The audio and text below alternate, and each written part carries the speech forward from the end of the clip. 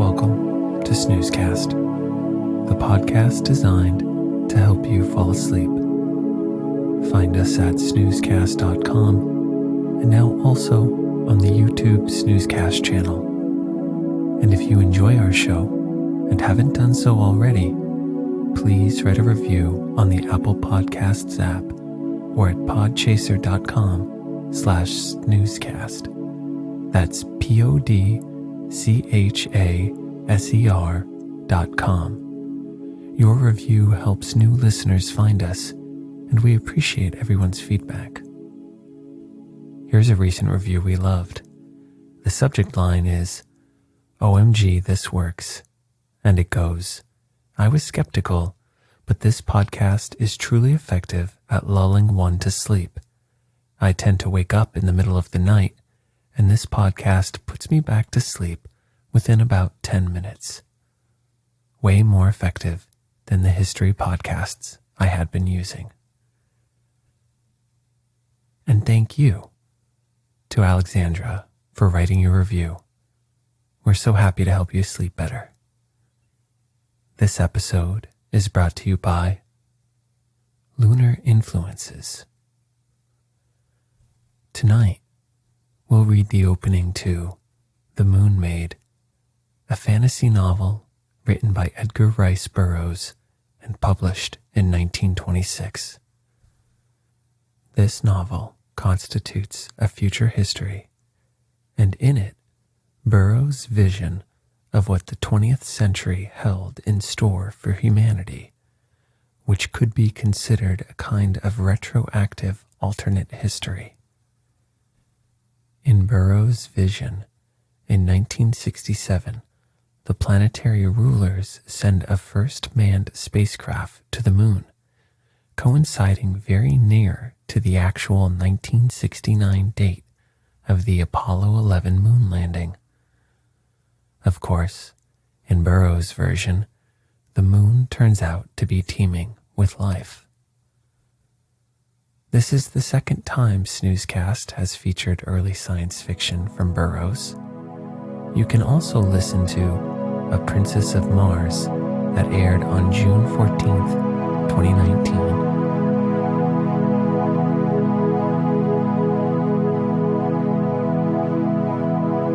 Let's get cozy. Close your eyes.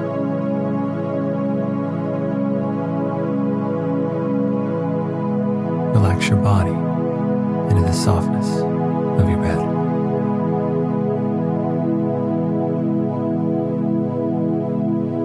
Now, take a few deep breaths.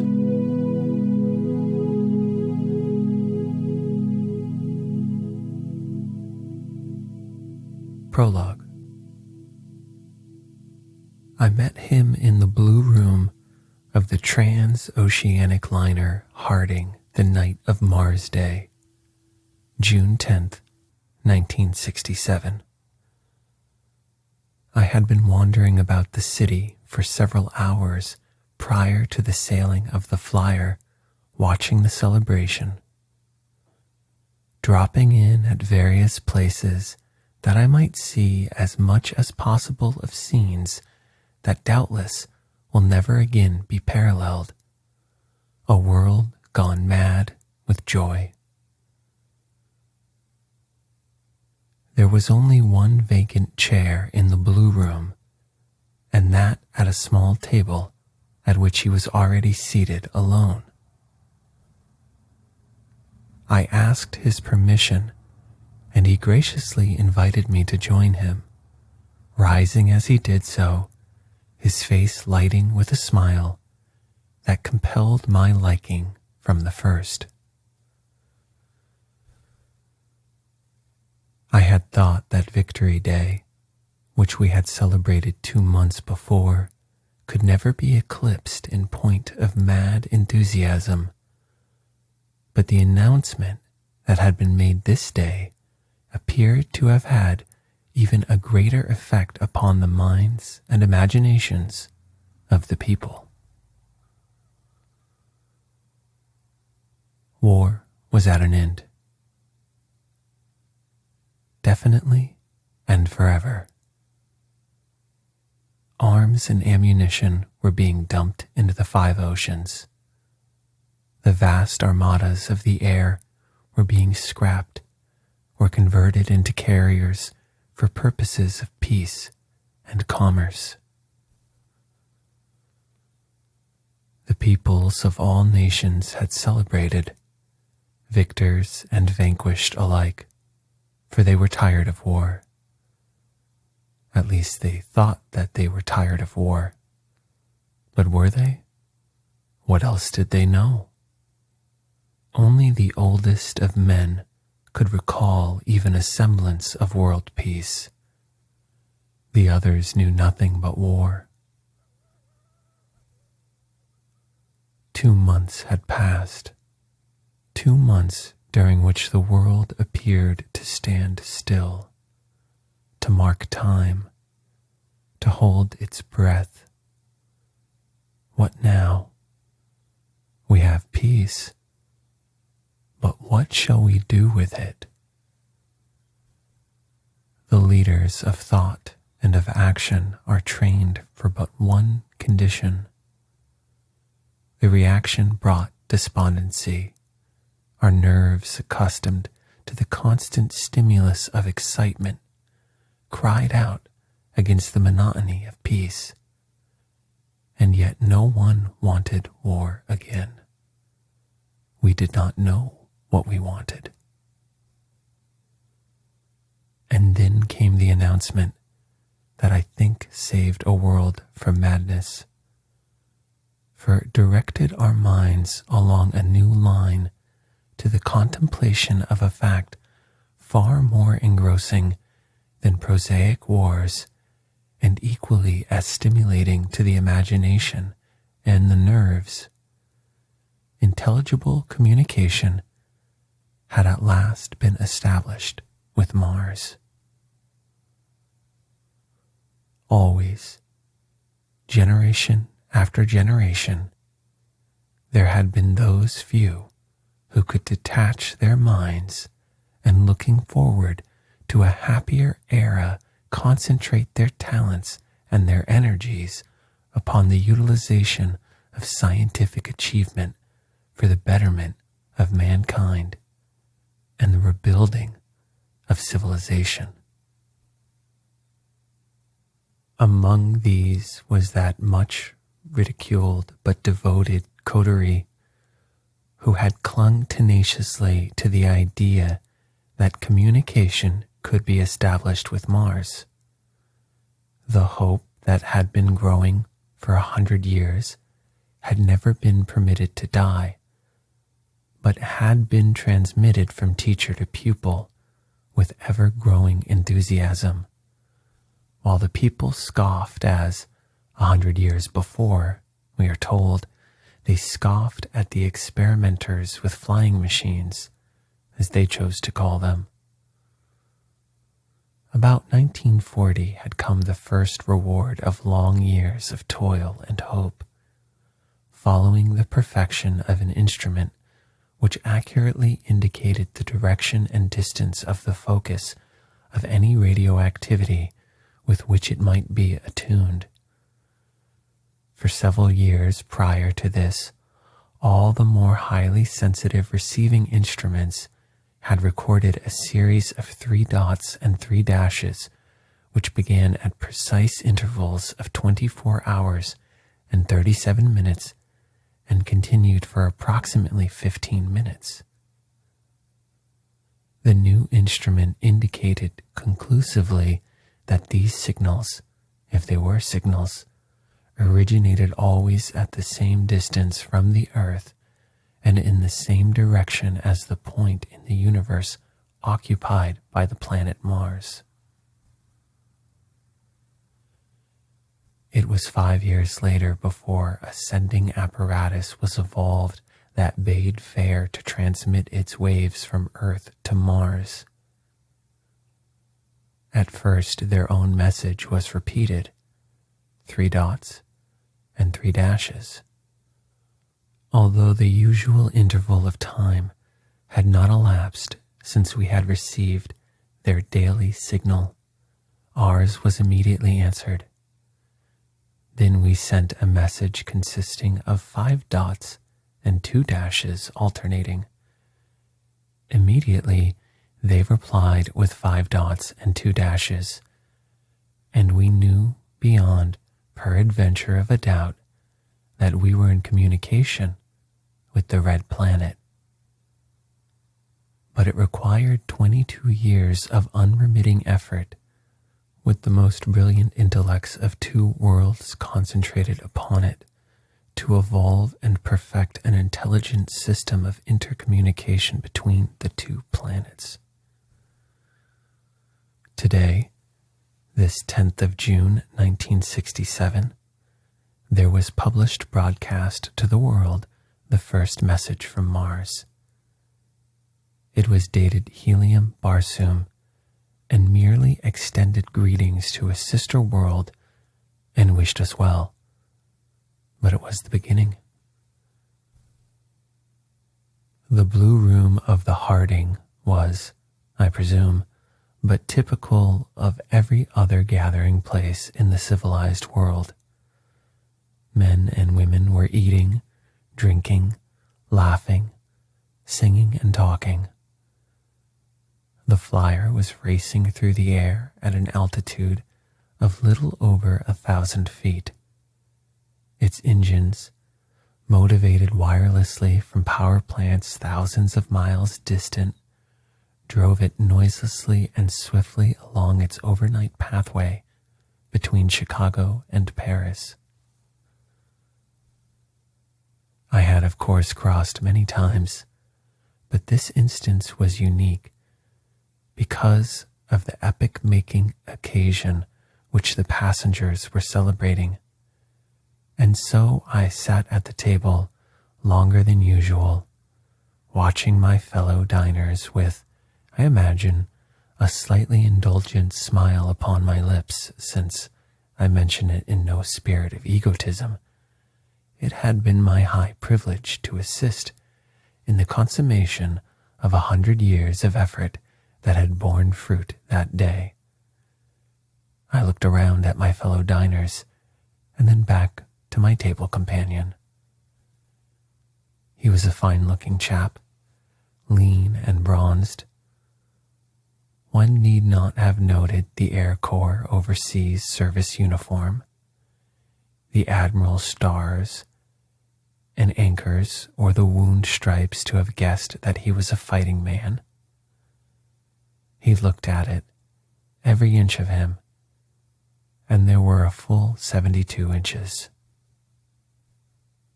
We talked a little about the great victory and the message from Mars, of course, and though he often smiled, I noticed an occasional shadow of sadness in his eyes, and once, after a particularly mad outburst of pandemonium on the part of the celebrators, he shook his head, remarking, "Poor devils," and then, "It is just as well. Let them enjoy life while they may. I envy them their ignorance." "What do you mean?" I asked. He flushed a little and then smiled. "Was I speaking aloud?" he asked. I repeated what he had said, and he looked steadily at me for a long minute before he spoke again. "Oh, what's the use?" he exclaimed, almost petulantly. "You wouldn't understand, and of course you wouldn't believe. I do not understand it myself, but I have to believe because I know. I know from personal observation. God, if you could have seen what I have seen." "Tell me," I begged, but he shook his head dubiously. "Do you realize that there is no such thing as time?" he asked suddenly. "That man has invented time to suit the limitations of his finite mind, just as he has named another thing that he can neither explain nor understand, space?" "I have heard of such a theory," I replied, "but I neither believe nor disbelieve. I simply do not know. I thought I had him started, and so I waited, as I have read in fiction stories is the proper way to entice a strange narrative from its possessor. He was looking beyond me, and I imagined that the expression of his eyes denoted that he was witnessing again the thrilling scenes of the past. I must have been wrong, though. In fact, I was quite sure of it when he next spoke. "If that girl isn't careful," he said, "the thing will upset and give her a nasty fall. She is much too near the edge." I turned to see a richly dressed and much disheveled young lady busily dancing on a tabletop while her friends and the surrounding diners cheered her lustily. My companion arose. "I have enjoyed your company immensely," he said, "and I hope to meet you again. I'm going to look for a place to sleep now. They could not give me a stateroom. I don't seem to be able to get enough sleep since they sent me back." He smiled. "I have a room with 2 beds," I said. "At the last minute, my secretary was taken ill. I'll be glad to have you share the room with me." He thanked me and accepted my hospitality for the night. The following morning, we would be in Paris. As we wound our way among the tables filled with laughing, joyous diners, my companion paused beside that at which sat the young woman who had previously attracted his attention. Their eyes met, and into hers came a look of puzzlement and half-recognition. He smiled frankly in her face, nodded, and passed on. "You know her, then?" I asked. "I shall, in 200 years," was his strange reply. We found my room, and there we had a bottle of wine and some little cakes and a quiet smoke, and became much better acquainted. It was he who first reverted to the subject of our conversation in the blue room. "I am going to tell you," he said, "what I have never told another, but on the condition that if you retell it, you are not to use my name.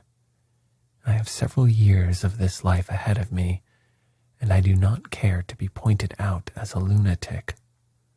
First, let me say that I do not try to explain anything, except that I do not believe prevision to be a proper explanation. I have actually lived the experiences I shall tell you of, and that girl we saw dancing on the table tonight lived them with me, but she does not know it. If you care to, you can keep in mind the theory that there is no such thing as time. Just keep it in mind. You cannot understand it, or at least I cannot. Here goes. Chapter 1.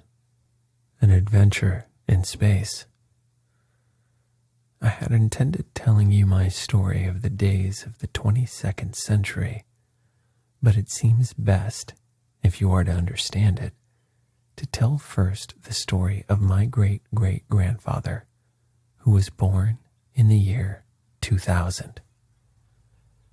I must have looked up at him quizzically, for he smiled and shook his head as one who is puzzled to find an explanation suited to the mental capacity of his auditor. My great-great-grandfather was, in reality, the great-great-grandson of my previous incarnation, which commenced in 1896. I married in 1916, at the age of 20. My son Julian was born in 1917. I never saw him. I was killed in France in 1918, on Armistice Day. I was again reincarnated in my son's son in 1937. I am 30 years of age. My son was born in 1970. That is the son of my 1937 incarnation. And his son, Julian V, in whom I again returned to Earth in the year 2000. I see you are confused, but please remember my injunction that you are to try to keep in mind the theory that there is no such thing as time. It is now the year 1967, yet I recall distinctly every event of my life that occurred in 4 incarnations. The last that I recall being that which had its origin in the year 2100. Whether I actually skipped 3 generations that time or through some caprice of fate, I am merely unable to visualize an intervening incarnation. I do not know. My theory of the matter is that I differ only from my fellows in that I can recall the events of many incarnations, while they can recall none of theirs other than a few important episodes of that particular one they are experiencing. But perhaps I am wrong. It is of no importance. I will tell you the story of Julian V, who was born in the year 2000. And then if we have time, and you are yet interested, I will tell you of the torments during the harrowing days of the 22nd century following the birth of Julian IX in 2100. I will try to tell the story in his own words, insofar as I can recall them, but for various reasons, not the least of which is that I am lazy, I shall omit superfluous quotation marks, that is, with your permission, of course. My name is Julian. I am called Julian V. I come of an illustrious family. My great-great-grandfather, Julian I, a major at 22, was killed in France early in the Great War. My great-grandfather, Julian II, was killed in the Battle of Turkey in 1938. My grandfather, Julian III, fought continuously from his 16th year until peace was declared in his 30th year. He died in 1992, and during the last 25 years of his life was an admiral of the air, being transferred at the close of the war to the command of the International Peace Fleet, which patrolled and policed the world. He also was killed in line of duty, as was my father, who succeeded him in the service. At 16, I graduated from the Air School and was detailed to the International Peace Fleet, being the 5th generation of my line to wear the uniform of my country. That was in 2016, and I recalled that it was a matter of pride to me that it rounded out the full century since Julian first graduated from West Point, and that during that 100 years, no adult male of my line had ever owned or worn civilian clothes. Of course, there were no more wars, but there still was fighting. We had the pirates of the air to contend with. However, life seemed tame and monotonous to us when we read of the heroic deeds of our ancestors from 1914 to 1967, yet none of us wanted war. It had been too well schooled into us, and the International Peace Fleet so effectively prevented all preparation for war that we all knew there could never be another. But on that historic day, June 10th, 1967, Earth received her first message from Mars. since which the two planets have remained in constant friendly communication, carrying on a commerce of reciprocal enlightenment. In some branches of the arts and sciences, the Martians, or Barsoomians as they call themselves, were far in advance of us, while in others, we had progressed more rapidly than they. Knowledge was thus freely exchanged to the advantage of both worlds. We learned of their history and customs, and they of ours, though they had for ages already known much more of us than we of them. Martian news held always a prominent place in our daily papers from the first. They helped us most, perhaps, in the fields of medicine and aeronautics, giving us in one the marvelous healing lotions of Barsoom, and in the other knowledge of the eighth ray, which is more generally known on Earth as the Barsoomian ray, which is now stored in the buoyancy tanks of every aircraft and has made obsolete those ancient types of plane that depended upon momentum to keep them afloat. That we ever were able to communicate intelligibly with them is due to the presence upon Mars of that deathless Virginian, John Carter, whose miraculous transportation to Mars occurred March 4th, 1866, as every school child of the 21st century knows.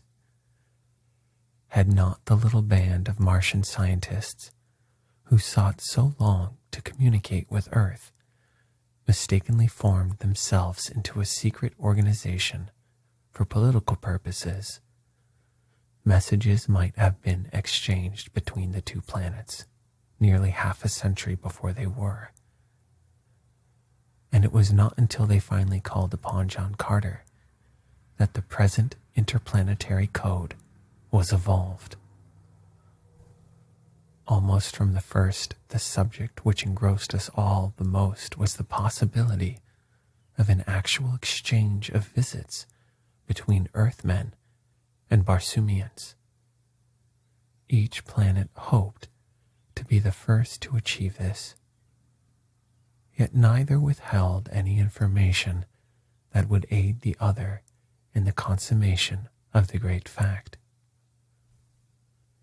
It was a generous and friendly rivalry which about the time of my graduation from the air school seemed, in theory at least, to be almost ripe for successful consummation by one or the other. We had the eighth ray, the motors, the oxygenating devices, the insulating processes, everything to ensure the safe and certain transit of a specially designed aircraft to Mars, were Mars the only other inhabitants of space. In 2015, Mars had dispatched a ship for Earth with a crew of 5 men provisioned for 10 years. It was hoped that with good luck, the trip might be made in something less than 5 years, as the craft had developed an actual trial speed of 1,000 miles per hour. At the time of my graduation, the ship was already off its course, almost 1,000,000 miles, and generally conceded to be hopelessly lost.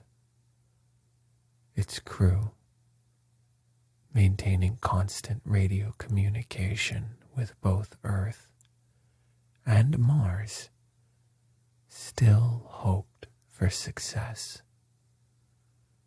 But the best informed upon both worlds had given them up. We had had a ship about ready at the time of the sailing of the Martians, but the government at Washington had forbidden the venture when it became apparent that the Barsoomian ship was doomed. A wise decision, since our vessel was no better equipped than theirs. Nearly 10 years elapsed before anything further was accomplished in the direction of assuring any greater hope of success for another interplanetary venture into space. And this was directly due to the discovery made by a former classmate of mine, Lieutenant Commander Orthus, one of the most brilliant men I have ever known, and at the same time, one of the most unscrupulous, and to me at least, the most obnoxious.